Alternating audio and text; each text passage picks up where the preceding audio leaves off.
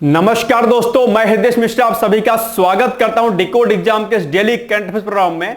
कैसे हैं आप सभी लोग? आई होप आप सभी लोग अच्छे होंगे और अपनी पढ़ाई को बहुत ही बेहतर ढंग से कर रहे होंगे। देखिए, आज है बेसिकली 24 अक्टूबर और आज के कुछ महत्वपूर्ण करंट अफेयर्स पर हम लोग चर्चा करें, लेकिन उसके पहले छोटी सी रिक्वेस्ट की आपसे, प्लीज आप लोग वीडियो को ज्यादा से ज्यादा लोगों तक शेयर कर दें ताकि सभी लोगों को इसका बेनिफिट मिलता रहे। जो भी परीक्षार्थी है जिनको भी मैगजीन नहीं मिल पाती है, क्योंकि बहुत सारे स्टूडेंट्स ऐसे होते हैं जो ग्रामीण क्षेत्रों में रहते हैं जहां पर कोई बुक शॉप या ऐसी चीजें नहीं होती हैं जहां पर चीजें प्रॉपर तरीके से उनको मिल पाए। ऐसे लोगों तक ये वीडियो हमारा पहुंचना चाहिए, उनको भरपूर तैयारी जो है इसकी मिलनी चाहिए। बहुत सारे लोग होंगे जो पीसीएस की तैयारी कर रहे होंगे, पीसीएस की तैयारी के लिए भी उनको प्रॉपर तरीके से चीजें नहीं मिल पा रही होंगी, तो उनके लिए दरअसल हमारा ये वीडियो इंपॉर्टेंट होता है। और साथ ही साथ में इस चैनल के माध्यम से जो भी चीजें उनको प्रोवाइड कराई जाती हैं सभी की सभी क्या होती है, महत्वपूर्ण होती हैं। यदि आपका लक्ष्य यूपी पीसीएस का होगा तो मेरे द्वारा यूपी पीसीएस के जो 4 पेपर जीएस के हैं उसका एक प्रॉपर स्ट्रेटजी वीडियो बनाया गया है कि क्या कैसे कुछ उसमें करें। आप लोगों ने अगर उस वीडियो को नहीं देखा है तो प्लीज आज ही आप लोग उस वीडियो को जरूर देख लीजिएगा। यूपी पीसीएस के दरअसल वो जो है आपका वीडियो क्या होगा, फायदेमंद होगा, जहां पर मैंने सारी बुक लिस्ट आपको बताई है कि paper first, paper second, third, fourth में कौन कौन सी बुक लिस्ट आपको चाहिए, किस तरीके से आपको तैयारी करनी है, कौन कौन सी वेबसाइट वगैरह यूज करनी है, सारी चीजें हमने वहां पर एकत्रित रूप से जो है आपको वहां पर बताया हुआ है। इसके अलावा काफी टाइम पहले हमने आपको एस्से और आंसर राइटिंग प्रैक्टिस कैसे करें इस पर भी वीडियो बनाया है। हाल ही में यूपी पीसीएस प्री की स्ट्रेटजी कि अभी फिलहाल जो आपका एग्जाम दिसंबर में हमें प्रस्तावित है उसके लिए क्या कुछ आपको करना चाहिए, उसके लिए भी हमने स्ट्रेटजी वीडियो बनाया है। तो वो सारी चीजें आप लोग प्लीज देखा करिए, उसके लिए जो है आपको बहुत ही बेस्ट स्ट्रेटजी और बहुत बेस्ट बुक्स वगैरह बताई गई हैं सारी की सारी, ठीक है। तो आप उसका इस्तेमाल जो है कर सकते हैं, जो कि आपके लिए फ्री ऑफ कॉस्ट जो है दिया गया है, ठीक है। तो ये खासकर उन अभ्यर्थियों के लिए बहुत फायदेमंद होगा जो कोचिंग नहीं कर पा रहे हैं या फिर जिनको प्रॉपर तरीके से गाइडेंस नहीं मिल पा रहा है, उन अभ्यर्थियों के लिए फायदेमंद होगा। तो आइए हम लोग बिना देरी के आज के सेशन को स्टार्ट करते हैं। लेकिन आज नई सूचना आपके लिए, कल भी हालांकि हमने आपको दी थी कि अगर आपका लक्ष्य आरओ एआरओ के साथ में यदि यूपी पीसीएस है तो यूपी पीसीएस और आरओ एआरओ की प्रैक्टिस के लिए डिकोड एग्जाम की पहल पर एक जो है कार्यक्रम शुरू किया गया है। उस कार्यक्रम को हम लोग क्या बोलते हैं, उस कार्यक्रम का नाम है basically RO ARO and UP PCS prelims 2024 video test series. इसके माध्यम से जो है आप लोग 9000 अर्थात 9000 प्रश्नों के माध्यम से अपने पूरे पाठ्यक्रम का दरअसल क्या कर सकते हैं, एक तरीके से रिवीजन कर सकते हैं ऑब्जेक्टिव क्वेश्चंस के फॉर्म में। ये आपके लिए बहुत ही फायदेमंद है, चाहे आपका लक्ष्य यूपी पीसीएस का होगा या आपका लक्ष्य आरओ एआरओ का होगा। दोनों ही एग्जाम के दरअसल आप इस वीडियो टेस्ट सीरीज को आप जो लोग क्या कर सकते हैं, ज्वाइन कर सकते हैं और आपको निश्चित तौर पर फायदा होगा। क्योंकि मैं बार बार कहता हूं जितना ज्यादा आप ऑब्जेक्टिव क्वेश्चंस को सॉल्व करोगे, जितना ज्यादा आप प्रैक्टिस करोगे अपने क्वेश्चंस की, उतना ही ज्यादा क्या होगा आपके एग्जाम के लिए क्या होगा, बेनिफिशियल होगा। तो प्लीज आप लोग इस प्रोग्राम से जो है जुड़ करके अपनी तैयारी को बेहतर कर सकते हैं। क्या कुछ होगा इस प्रोग्राम में, आइए देखते हैं। जो परीक्षा का वर्तमान ट्रेंड है, ठीक है, क्योंकि आप लोग को पता होगा कि आयोग जो है, चाहे वो यूपीएससी हो चाहे पीसीएस हो, अपना जो एग्जाम ट्रेंड है यानी कि क्वेश्चन पूछने की जो प्रकृति है, जो उसका नेचर है, वो क्या करता है, चेंज करता रहता है। ऐसे में आपके लिए जरूरी हो जाता है कि आप लोग वर्तमान ट्रेंड से क्या हो, परिचित हो। इसके अलावा यहां पर जो है आपको क्या मिलेगा, ठीक है, संभावित जो भी प्रश्न होंगे वो मिलेंगे, उसकी व्याख्यात्मक आपको हल दिया जाएगा। टॉपिक्स एंड सब्जेक्ट वाइज आपको डेली टारगेट फॉर रिवीजन के दिया जाएगा, ठीक है, जिसमें 3 टाइम्स आपको जो है कंप्लीट इसका रिवीजन करा दिया जाएगा। Solve unsolve PDF of every test मिलेगी आपको, यानी कि सभी जो भी आपके होंगे सॉल्व और अनसॉल्व जो भी होंगे उनकी पीडीएफ आपको मिल जाएगी। इसके अलावा 4000 प्रश्नों का डिटेल्स वीडियो सॉल्यूशन आपको दिया जाएगा। और पीसीएस का अगर आपका लक्ष्य है तो उसमें आपको बेसिकली 15 आरओ के और 10 पीसीएस के टेस्ट मिलेंगे और साथ ही साथ में 5 सीसैट के भी आपको जो है यहां पर पेपर देखने को मिलेंगे। फुल सिलेबस टेस्ट मिलेंगे आपको, यानी कि जो भी फुल सिलेबस टेस्ट होता है वो आपको मिलेंगे, जो कि आपके लिए बहुत बेनिफिशियल होगा। और 5000 क्वेश्चन जो है विद डिस्क्रिप्टिव सॉल्यूशंस के साथ में आपको पीडीएफ फाइल में दिया जाएगा, जो कि आपके बायलिंगुअल फॉर्म में होगा, यानी कि दोनों भाषाओं में अर्थात इंग्लिश और हिंदी दोनों में अवेलेबल होगा। तो आपका लक्ष्य चाहे आरओ का है तो भी आप इस प्रोग्राम से जुड़िए, और अगर आपका लक्ष्य पीसीएस का है तो भी जुड़िए, और अगर आरओ और पीसीएस दोनों आपका लक्ष्य है तो भी इस प्रोग्राम से आप जुड़िए, निश्चित रूप से आपको फायदा होगा। और यदि आपको इस प्रोग्राम से जुड़ना है तो प्लीज आप लोग जो है व्हाट्सएप पर लिखिएगा वीडियो टेस्ट और उसको लिख करके भेज दीजिएगा हमारे संस्थान के नंबर पर, जिसका नंबर है 9506742546, या फिर आप हमें व्हाट्सएप कर सकते हैं 6307495944 पर, ठीक है। तो यहां पर आप व्हाट्सएप करके आप जो है इस प्रोग्राम से ज्वाइन हो सकते हैं और अपना फायदा जो है यहां पर आप लोग जो है अपनी तैयारी को बेहतर ढंग से कर सकते हैं, ठीक है। अब आइए हम लोग फटाफट लास्ट डे का क्या करते हैं, रिवीजन करते हैं जल्दी जल्दी। तो पहला क्वेश्चन क्या है, पहला क्वेश्चन है हमारा जो हम लोगों ने कल पढ़ा था कि पुलिस स्मृति दिवस मनाया जाता है। कब मनाया जाता है, तो यह मनाया जाता है 21 अक्टूबर को, यानी कि 21 अक्टूबर को दरअसल पुलिस स्मृति दिवस मनाया जाता है। नेक्स्ट क्वेश्चन है उड़े देश का आम नागरिक, यानी कि जिसको हम लोग उड़ान योजना बोलते हैं, दरअसल इसकी शुरुआत कब की गई थी, तो इसकी शुरुआत की गई थी 2016 में, और इस चर्चाओं में क्यों है, बिकॉज ऑफ 8 साल इसके पूरे हो गए हैं इसीलिए। ठीक है, नेक्स्ट है ई श्रम पोर्टल। ई श्रम पोर्टल का उद्घाटन किसके द्वारा किया गया है, तो ये किया गया भैया आपके डॉक्टर मनसुख मांडविया के द्वारा किया गया है। ई श्रम पोर्टल का भी हाल ही में उद्घाटन किया गया है। नेक्स्ट है हाल ही में चर्चा में रहा चक्रवात दाना का संबंध निम्नलिखित में से किस राज्य से है, तो ये बेसिकली उड़ीसा से है। उड़ीसा में प्रभाव दिखा रहा है अपना, और इसके अलावा पश्चिम बंगाल आल्सो। ठीक है, आप इसको यहां पर प्लस पश्चिम बंगाल और एड ऑन कर लीजिएगा। ठीक है, पश्चिम बंगाल।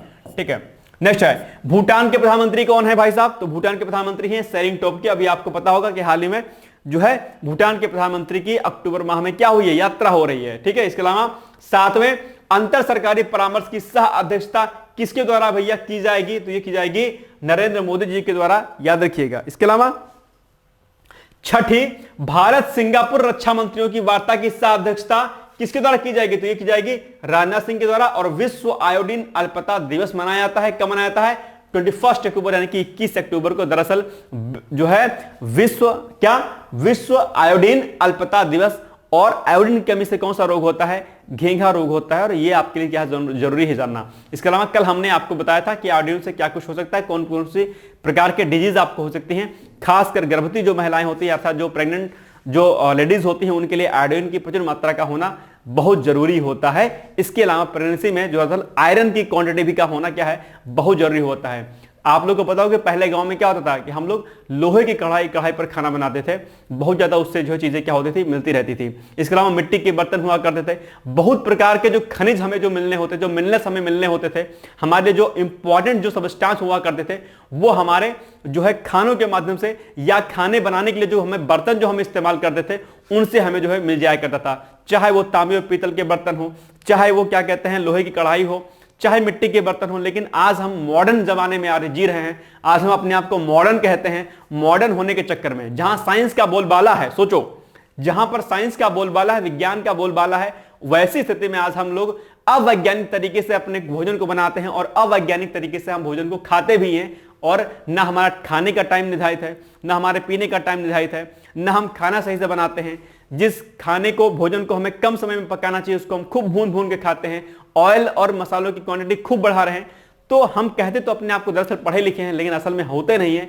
हम दरअसल इस समय पढ़े लिखे डबल मूर्ख की श्रेणी में आते हैं। इसीलिए मैं बार बार कहता हूं कि आपसे कहीं ज्यादा समझदार गांव का वो व्यक्ति होता है जो खेती कर रहा होता है, जो मजदूरी कर रहा होता है, उससे ज्यादा चीजें पता होती है। वो पर्यावरण का भी ध्यान देता है, अपने स्वास्थ्य का भी ध्यान देता है और बाकी अन्य चीजों का भी ध्यान देता है। ठीक है, खैर कोई बात नहीं, लेकिन ध्यान रखिएगा कि आप पढ़े लिखे हैं लेकिन अपनी संस्कृति अपनी परंपराओं से जुड़े रहिए, वही आपके लिए क्या है लाभकारी है। बहुत ज्यादा मॉडर्न होने के चक्कर में अपने आप को नुकसान मत पहुंचाइए। ठीक है, लेकिन पिज्जा बर्गर बहुत खाना, मोमोज खाना है तो एक अलग बात हो गई, खाइए और फिर हार्ट अटैक और फिर आएगा दुनियादारी होगी, फिर क्या कीजिएगा। चलिए खैर, किसी से कहो कि मक्के की रोटी खाए हो तो क्या सोचेगा, आप गंवार टाइप के आदमी हो। मक्के की रोटी पहले गंवार लोग बोलते थे, यार गांव का लोग मक्के की रोटी खाते हैं। चने की रोटी जो है गांव के लोग, चने के साग बोलोगे तो गांव के आदमी यार जाओ चने के साग खाओगे। लेकिन आजकल क्या है, उसी चने के साग को, उसी क्या कहते हैं मक्के और इसकी रोटी को लोग जो है अलग अलग जगहों से मंगाते हैं, बहुत महंगे दामों पर मंगाते हैं। सोचो, ठीक है, जिसको हम लोग कहते हैं गांव का भोजन है। भाई साहब वही इंपॉर्टेंट है आपके लिए, वही सारे मिनरल्स आपको प्रोवाइड कराता है, वही सारे विटामिन खनिज आपको देता है, उसी को खाइए। ठीक है, बाकी काम नहीं चलेगा आपका। ठीक है, ऑर्गेनिक फूड खाइए, जो हमारे मोटे अनाज हैं, मोटे अनाजों से संबंधित जो चीजें होती है बनती है प्रोडक्ट, उसको खाइए। आप जीवन आपका क्या होगा, लंबा होगा।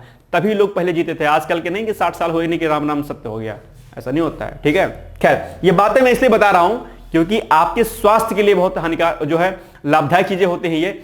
और आप पढ़ने वाले विद्यार्थी, इसलिए खान पीन का आपको विशेष ध्यान देना है, नहीं तो फिर क्या होगा, बीमार होंगे। एक बार डेंगू हो गया तो पड़े रहोगे 1 महीना बिस्तर पर। लेकिन अगर आपका इम्यून सिस्टम बेहतर होगा, आप खान पीन पर ध्यान दोगे, तो कोई भी डिजीज होगी आप उसे लड़ करके आगे बढ़ जाओगे। ये आपके लिए बहुत जरूरी है क्योंकि आप स्टूडेंट लाइफ में हैं। मैं नहीं चाहता हूं कि आप जो है खाने पीने की दृष्टि से क्या हो, आपका स्वास्थ्य खराब हो। खैर, कुछ बातें जो आपको जाननी जरूरी है, पढ़ाई के अलावा भी ये सब बातें जानिए, समझिए, ये आपके लिए दैनिक जीवन के लिए क्या है, जरूरी है। ठीक है, ये नहीं कि बस खाली पढ़ो पढ़ो पढ़ो पढ़ो पढ़ो, पढ़ने से कुछ नहीं काम होता भैया, ठीक है, सब चीजें जानो। खैर आइए, कल हमने आपसे क्वेश्चन पूछा था कि बताइए निम्नलिखित में से किस कण पर शून्य आवेश होता है। क्या, किस कण पर शून्य आवेश होता है? पॉजिट्रॉन, न्यूट्रिनो, इलेक्ट्रॉन, अल्फा कण, ठीक है। तो ये हो जाएगा इसका सही आंसर क्या, ऑप्शन नंबर बी, यानी कि न्यूट्रिनो पर बेसिकली क्या होता है, शून्य आवेश होता है, ध्यान रखिएगा। नेक्स्ट है, अब आज का पहला प्रश्न हमारे सामने कि आरबीआई, जिसको हम लोग रिजर्व बैंक ऑफ इंडिया कहते हैं, तो रिजर्व बैंक ऑफ इंडिया के अनुसार दरअसल 2024-25 में भारत की जो जीडीपी है अर्थात जो वास्तविक सकल घरेलू उत्पाद है वो कितने % रहने का अनुमान व्यक्त किया गया है? 7.2 option number A, B option 7.5, option number C 6.2 या फिर ऑप्शन नंबर डी आपके सामने है 6.5। जल्दी जल्दी मुझे इसका आंसर बताइए आप लोग कि इसका सही उत्तर क्या होगा। तो इसका जो सही उत्तर होगा क्या होगा, वो होगा आपका ऑप्शन नंबर क्या, ए, अर्थात 7.2 इज द राइट आंसर। यानी कि अभी आरबीआई ने, यानी कि रिजर्व बैंक ऑफ इंडिया ने हाल ही में 2024-25 के लिए जो जीडीपी है वो 7.2 रहने का अनुमान व्यक्त किया है। पहला point same as it is वही है जो अभी हमने आपको बताया। ये डेटा आप लोग इसलिए क्या करिएगा, याद रख लीजिएगा। और अगर हम बात करते हैं दरअसल आरबीआई गवर्नर की, तो कौन है आरबीआई गवर्नर? शक्तिकांत दास हैं। और अक्सर आपके एग्जाम में आरबीआई के गवर्नर के बारे में पूछ लेता है प्रश्न, तो प्लीज आप लोग कंफ्यूज मत होइएगा, ठीक है। इसके अलावा अगर बात करते हैं हम लोग, दो क्वेश्चन आपके और बनते हैं कि आरबीआई की स्थापना कब हुई थी और आरबीआई का राष्ट्रीयकरण कब किया गया था। तो अगर हम आरबीआई के अगर हम लोग स्थापना वर्ष की बात करते हैं तो बेसिकली इसकी स्थापना रिजर्व बैंक अधिनियम, ठीक है, 1934 के प्रावधानों के अनुसार 1 अप्रैल 1935 यानी कि 1 अप्रैल 1935 को दरअसल आरबीआई की स्थापना हुई थी। और अगर आपसे पूछे कि आरबीआई का राष्ट्रीयकरण कब किया गया था तो आप कहेंगे 1949, क्या 1949 में बेसिकली, ठीक है, यानी कि 1 जनवरी यानी कि 1 जनवरी 1949 को आरबीआई का राष्ट्रीयकरण कर दिया गया था। और अगर हम इसके मुख्यालय की बात करते हैं आरबीआई की, तो रिजर्व बैंक ऑफ इंडिया का केंद्रीय जो कार्यालय है प्रारंभ में कहां पर था, कोलकाता में स्थापित किया गया था। और उसके बाद क्या हुआ कि कोलकाता में स्थापित किया गया, उसके बाद क्या हुआ कि फिर 1937 में इसे अस्थायी रूप से कहां पर कर दिया गया, मुंबई में स्थापित कर दिया गया। तो अभी आरबीआई का मुख्य जो कार्यालय है, हेड ऑफिस है, वो कहां पर है, मुंबई में है। पहले कहां पे था, कोलकाता में था, ठीक है। और कब लाया गया मुंबई में, 1937 में लाया गया, ठीक है। याद रखिए सारे फैक्ट, ये सब भैया आपके लिए जरूरी हैं, पूछता है आपके एग्जाम में, तो इसको नोट डाउन कर लेना, ठीक है, छोड़ना नहीं बिल्कुल भी। चलो आगे बढ़ते हैं। नेक्स्ट है, अच्छा आरबीआई से रिलेटेड एक बात और आ गई, आपके एग्जाम में 2-3 चीजें और पूछता है। अगर आपको याद है तो अच्छी बात है, नहीं याद है तो इसको जरूर कर लीजिएगा। एक क्वेश्चन पूछता है आपके एग्जाम में रेपो रेट। क्या पूछता है भैया, रेपो रेट। पता है कि नहीं पता है, बताओ जल्दी फटाफट। Repo rate. और दूसरा पूछता है आपके लिए एग्जाम में reverse repo rate. Reverse repo rate, repo rate और रिवर्स रेपो रेट क्या होता है मैं आपको बता नहीं रहा हूं। आपका यह काम है कि आप आज जाइए और रेपो रेट और रिवर्स रेपो रेट के बारे में पढ़िए, बहुत जरूरी है आपके लिए, ठीक है। चलो सॉरी। नेक्स्ट है, अशफाक उल्लाह खां की जयंती मनाई जाती है, कब भैया मनाई जाती है? 22 अक्टूबर, 23 अक्टूबर, 24 अक्टूबर या फिर 25 अक्टूबर? जल्दी जल्दी मुझे बताओ, अशफाक उल्लाह खां जी की जयंती कब मनाई जाती है? और निश्चित तौर पर आप लोग अशफाक उल्लाह खां के बारे में पढ़े होंगे, अगर नहीं पढ़ा है तो आज जाकर के अशफाक उल्लाह खां के बारे में पढ़ लीजिएगा, ठीक है। तो अशफाक उल्लाह खां की जयंती बेसिकली कब मनाई जाती है? वो मनाई जाती है आपकी 22 अक्टूबर, 22 अक्टूबर को दरअसल अशफाक उल्लाह खां की जयंती मनाई जाती है। कौन थे अशफाक उल्लाह खां? निश्चित तौर पर आप जानते होंगे, क्रांतिकारी थे। और अशफाक उल्लाह खां बेसिकली आर्य समाजी थे, अर्थात स्वामी दयानंद सरस्वती के शिष्य थे, या फिर यूं कहूं कि डीएवी के प्रोडक्ट थे। और राम प्रसाद बिस्मिल, पंडित राम प्रसाद बिस्मिल और अशफाक उल्लाह खां, ठीक है, दोनों अलग अलग धर्मों से संबंधित थे। बावजूद इसके कहीं ना कहीं दोनों लोग, दरअसल कहा जो जाता है, जो सुनने में आता है वो क्या है कि दोनों लोग एक थाली में खाना खाते थे। इतनी इनमें समानता थी, इनमें इतना बंधुत्व की भावना थी, अपने आप में देश प्रेम इतना था कि जहां पर जाति और धर्म इनके सामने नहीं आई। निश्चित तौर पर हमें इसको सीखना चाहिए और आगे देश की प्रगति में इसको बढ़ाना चाहिए, ठीक है। अशफाक उल्लाह खां ने जो है क्रांतिकारी गतिविधियों को आगे बढ़ाने का काम किया और बहुत बार जो है इन्होंने बहुत कुछ कार्य किया, जिसकी वजह से कहीं ना कहीं देश की आजादी में इसको फायदा मिला। आपको पता होगा कि अशफाक उल्लाह खां हिंदुस्तान रिपब्लिकन एसोसिएशन, आप लोगों ने इसका नाम सुना होगा, ठीक है, HRA, हिंदुस्तान रिपब्लिकन एसोसिएशन के संस्थापकों में से एक थे, जिन्होंने काकोरी ट्रेन एक्शन के जरिए अंग्रेजों में डर पैदा किया। तो ये भी आप लोग जानते होंगे। और हिंदुस्तान रिपब्लिकन एसोसिएशन की अगर बात होती है, हिस्ट्री में आपके मॉडर्न हिस्ट्री में प्रश्न यहां से पूछता है और मैं आपको टास्क देता हूं कि आज आप लोग जो है हिंदुस्तान रिपब्लिकन एसोसिएशन, या जिसको हम लोग HRA बोलते हैं, इसके बारे में आप लोग डिटेल से पढ़िएगा कि क्या कुछ इसका कार्य था और इसकी संस्थापकों में से कौन कौन लोग थे। याद रखिएगा, क्रांतिकारियों की बात अगर हम करते हैं तो जितने भी क्रांतिकारी थे, खासकर भगत सिंह हो गए, चाहे अशफाक उल्लाह खां हो गए, पंडित राम प्रसाद बिस्मिल हो गए, ठीक है, राजेंद्र लाहिड़ी हो गए, ठीक है, ये सभी लोग बेसिकली कौन थे? आर्य समाजी थे, अर्थात DAV दयानंद एंग्लो जो विद्यालय होते थे उनके क्या थे? ये प्रोडक्ट थे, अर्थात उनमें पढ़े हुए अभ्यर्थी थे। ठीक है, आप लोग को पता होगा गुरुकुल और DAV बेसिकली आर्य समाज के कॉलेजेस हुआ करते हैं। ठीक है, और पहले DAV दरअसल क्रांतिकारियों का गढ़ हुआ करता था और अपने आप पे जो है उन्होंने बहुत ही व्यापक स्तर पर कार्य किया। लेकिन दिक्कत समस्याएं कहां हो पाई?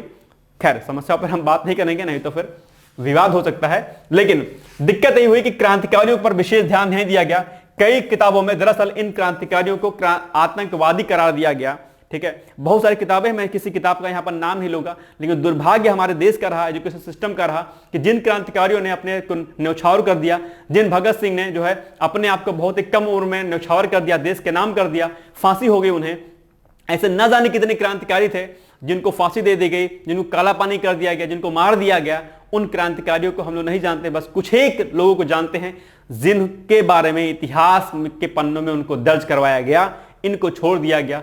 कहीं ना कहीं दरअसल हिंसा को, इसको हिंसा कहा गया, जो कि कहीं ना कहीं गलत है, क्योंकि क्या कहा जाता है कि अहिंसा परमो धर्मा, लेकिन इसके आगे एक लाइन और कही जाती है कि अहिंसा परमो धर्मा और धर्म हिंसा तथ्योचा, लेकिन धर्म हिंसा तथ्योचो को छिपाया गया और अहिंसा परमो धर्मों को प्रमोट किया गया। कहीं ना कहीं हमारे क्रांतिकारी जो हमारे युवा थे, कहीं ना कहीं उनको पीछे धकेल दिया गया। खैर, ये दुर्भाग्य रहा, हमारे एजुकेशन सिस्टम की खामी रही, इतिहास की खामी रही। और सबसे बड़ी बात, विडंबना क्या है कि हमारा इतिहास, जो भारत का इतिहास है, एक तरीके से आप किसी भी इतिहास, किसी भी देश के इतिहास की अगर बात करते हैं तो उस पर्टिकुलर जो देश का इतिहास होता है, उस इतिहास को लिखने वाले वहीं के नागरिक होते हैं, वहीं के इतिहासकार होते हैं।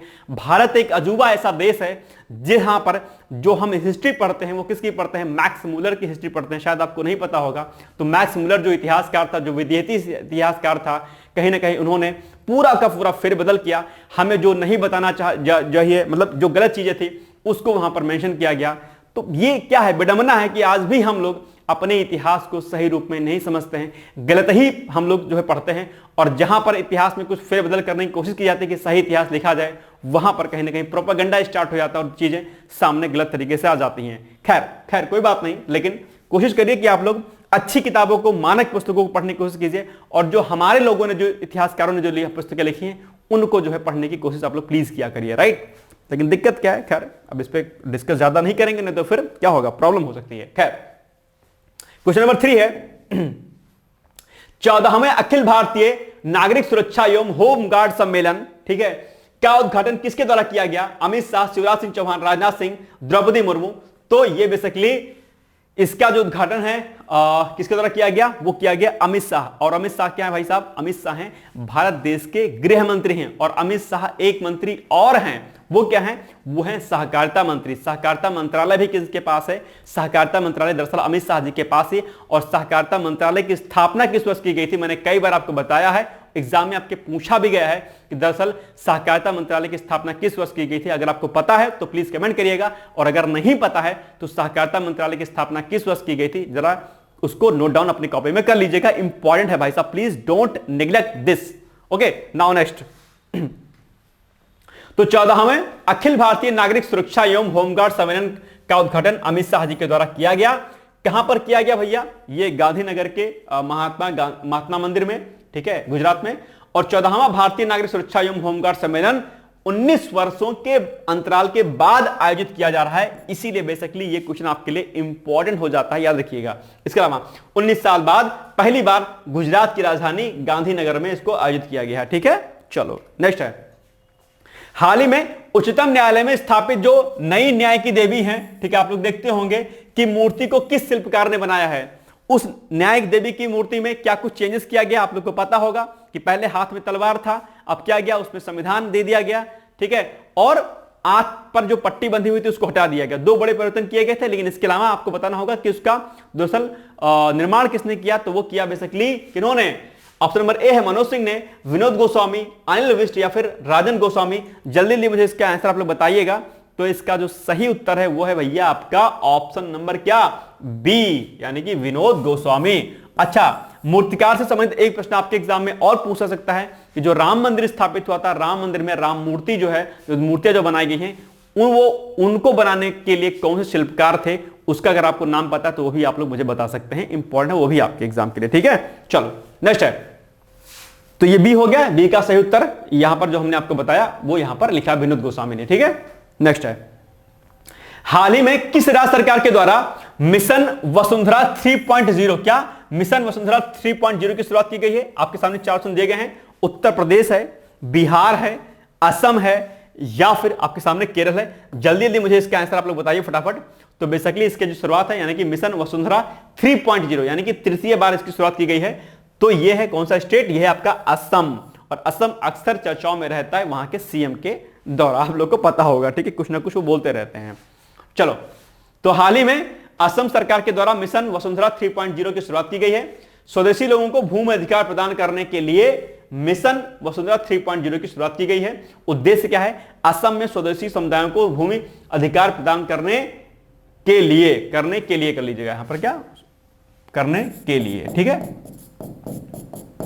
और शुरुआत इसकी बेसिकली कब हुई थी मिशन वसुंधरा 3.0 की? तो ये हुई थी वर्ष 2021 में। कब? 21 में। ठीक है, तो याद रखिएगा, ये यहां पर आप लोग यहां पर देख पा रहे होंगे। ठीक है, माई land my right, mission Vasundhara 3.0, my land my right. Okay, ये टैगलाइन है इसकी। नेक्स्ट है, हाल ही में इंडोनेशिया के नए राष्ट्रपति के रूप में किसे चुना गया है? इंपॉर्टेंट है आपके लिए, एग्जाम के लिए, और इंडोनेशिया अक्सर आपकी चर्चाओं में रहता है। बताइएगा कि वहां के राष्ट्रपति कौन चुने गए हैं। ऑप्शन नंबर ए है प्रोबो सुबियांटो, जोको विडो, इमैनुअल मैक्रो, या फिर इनमें से कोई नहीं। जल्दी जल्दी बताइएगा इसका सही उत्तर क्या है। तो इसका सही उत्तर क्या है? इसका सही उत्तर है आपका ऑप्शन नंबर ए, अर्थात प्रोबोवो सुबियांटो। क्या? प्रोबोवो सुबियांटो जो है हाल ही में इंडोनेशिया के नए राष्ट्रपति के रूप में चुने गए हैं। ठीक है, चलो पहला point same as it is वही जो हमने आपको बताया। और ये जो बेसिकली जो आपके नए राष्ट्रपति ये प्रोबोवो सुबियांटो चुने गए हैं, इन्होंने ये किसका स्थान लेंगे? ये लेंगे जोको विडोडो का स्थान ग्रहण करेंगे। इसके अलावा जो इंडोनेशिया के जो राष्ट्रपति का कार्यकाल होता है बेसिकली 5 साल का होता है, और 5 साल का कार्यकाल आपके भारत में भी होता है राष्ट्रपति का, प्रधानमंत्री का। ठीक है, इसके अलावा इंडोनेशिया की अगर राजधानी की बात करते हैं तो इंडोनेशिया की राजधानी कहां पर है? इंडोनेशिया की राजधानी है जकार्ता। ठीक है, याद रखिएगा। अलग अलग देश की राजधानियों के बारे में आपको जानकारी होनी चाहिए। लूसेंट में सामान्य अध्ययन की, लूसेंट की अगर बात याद आ गई, अगर आपका फोकस आरओ और पीसीएस पर होगा तो लूसेंट सामान्य अध्ययन की जो आती है उसको आप लोग जरूर पढ़ लीजिएगा। अगर नहीं परचेस की है आपने तो आज ही जाकर के लूसेंट सामान्य अध्ययन की ले लीजिएगा। ठीक है, बहुत इंपॉर्टेंट बुक है वो। चलिए नेक्स्ट है, 5वें राष्ट्रीय जल पुरस्कार समारोह में जल प्रबंधन और जल संरक्षण में उत्कृष्ट कार्य के लिए उत्तर प्रदेश ने कौन सा स्थान हासिल किया भाई साहब? पहला, दूसरा, तीसरा, फिर चौथा? ये चौथा होगा। ठीक है, जल्दी जल्दी मुझे आंसर इसका बताइएगा फटाफट आप लोग। तो बेसिकली जो अभी हाल ही में जो है राष्ट्रपति द्रौपदी मुर्मू द्वारा जो ये जल पुरस्कार दिए गए हैं उसमें से बेसिकली जल प्रबंधन और संरक्षण में उत्कृष्ट कार्य के लिए उत्तर प्रदेश को सेकंड पोजीशन मिली है, अर्थात द्वितीय स्थान प्राप्त हुआ है। यानी कि ऑप्शन नंबर बी क्या हो जाएगा? इसका सही उत्तर हो जाएगा। और ये आपके लिए क्या है भाई साहब? इंपॉर्टेंट भी है आपको। ठीक है, याद रखिएगा। और जल जीवन मिशन के लिए भी दरअसल इसको प्रथम स्थान प्राप्त हुआ था, याद रखिएगा। तो 5वें राष्ट्रीय जल पुरस्कार समारोह में जल प्रबंधन और जल संरक्षण में उत्कृष्ट कार्य के लिए उत्तर प्रदेश को दूसरा स्थान हासिल हुआ है। इंपॉर्टेंट है। और एक बात और यहां पर और इंपॉर्टेंट है, यहां पर वो कौन सी है उसके पहले एक पॉइंट और देख लीजिए कि राष्ट्रपति द्रौपदी मुर्मू ने 22 अक्टूबर को नई दिल्ली के विज्ञान भवन में आयोजित समारोह में पुरस्कार प्रदान किया। तो डेट भी याद रखिएगा कि कब इसको प्रदान किया गया, 22 अक्टूबर, अर्थात 22 अक्टूबर को दरअसल उत्तर प्रदेश को जो है यह पोजीशन दी गई है। ठीक है, राज्य ने अर्थात उत्तर प्रदेश ने 2023 में 17,900, ठीक है, इसको ऐसे भी लिख सकते हैं 17,900 से अधिक गांवों में नल का जल कनेक्शन प्रदान करने के लिए पुरस्कार जीता। ठीक है, यह अपने आप में बड़ी चीज है। ठीक है, इसके लिए उत्तर प्रदेश के बांदा जिले को जल प्रबंधन और संरक्षण में सर्वश्रेष्ठ जिले का पुरस्कार दिया गया। जो भी बांदा वाले हैं खुश हो जाइए कि आपके लिए जो है क्या हुआ है, बांदा में दरअसल जल प्रबंधन और जल संरक्षण के लिए सर्वश्रेष्ठ जिले का पुरस्कार प्रदान किया गया है। जरा बताइएगा बांदा वाले कौन कौन से हैं भैया। चलो नेक्स्ट है, हाल ही में कौन सा राज्य टिड्डियों के हमले से प्रभावित है? टिड्डियों के बारे में अक्सर आप लोग जानते होंगे और टिड्डियों पर हमला बेसिकली पाकिस्तान की तरफ से होता है। आप लोग पाकिस्तान की तरफ से मतलब उधर से आती हैं, मतलब पाकिस्तान छोड़ता नहीं है, पाकिस्तान की तरफ से आती हैं। ठीक है, टिड्डी आप लोग जानते होंगे बहुत तेजी के साथ फसलों को चट कर जाती हैं, अर्थात उसको खा जाती हैं बहुत तेजी के साथ, बड़े व्यापक और जो है बहुत संख्या में एक साथ जो झुंड में बनाई चलती हैं। और जहां भरी इनका आक्रमण हो गया टिड्डियों का, समझ लो पूरी की पूरी फसल क्या हो जाती है, बर्बाद, एकड़ों एकड़ फसल, ठीक है, पूरी की पूरी बर्बाद हो जाती है। तो अभी भारत में टिड्डियों का हमला एक स्टेट पर जो है जारी हो गया है, यानी कि एक तरीके से वहां पर हमला हो गया है या वो प्रभावित हो गया है। वो कौन सा स्टेट है? केरल है, तमिलनाडु है, उत्तर प्रदेश है, झारखंड है। तो इसका सही जो उत्तर है भैया वो क्या हो जाएगा? ऑप्शन नंबर ए, यानी कि केरल। ऑप्शन नंबर क्या? ए। केरल में अभी टिड्डियों का प्रकोप देखा जा रहा है। ठीक है, तो पहला point same as it is वही जो मैंने आपको बताया। और अगर हम बात करते हैं भारत देश में अपने टिड्डियों के प्रकार के बारे में, तो भारत में 4 प्रकार की टिड्डियां पाई जाती हैं। ठीक है, पहला क्या है? मरूस्थलीय टिड्डियां, फिर दूसरा प्रवासी, तीसरा बॉम्बे टिड्डियां, फिर वृक्ष टिड्डियां। ठीक है, ये 4 प्रकार की टिड्डी जो है भारत में पाई जाती हैं, जो कि फसलों को बहुत तेजी के साथ क्या करती है? नुकसान करती हैं। टिड्डियां फसलों को बहुत तेजी के साथ अपना भोजन बनाते हैं। ठीक है, बहुत बड़ा जो है अपने आप में क्या होता है, बहुत खतरनाक होते हैं। जहां भी अगर ये आ गई समझ लो, फिर पूरी की पूरी फसल समझ लो पूरी जो है बर्बाद हो जाती है, एकदम सब खा जाती है, सब एकदम बहुत खतरनाक है टिड्डियां, ध्यान रखना। ठीक है, अब आते हैं हम लोग आज के अभ्यास प्रश्न पर। पहला प्रश्न हमारे सामने क्या है आपके लिए कि बोमडिला दर्रा अवस्थित है, और दर्रों से संबंधित आपके एग्जाम में प्रश्न अक्सर पूछा जाता है कि कौन सा दर्रा कहां पर अवस्थित है। ठीक है, तो दर्रा वाला जो क्वेश्चन है आप लोग उसको रेडी कर लीजिएगा। अगर दर्रे आपको नहीं याद है तो भूगोल में दर्रों से संबंधित प्रश्न अक्सर आपके एग्जाम पूछा जाता है।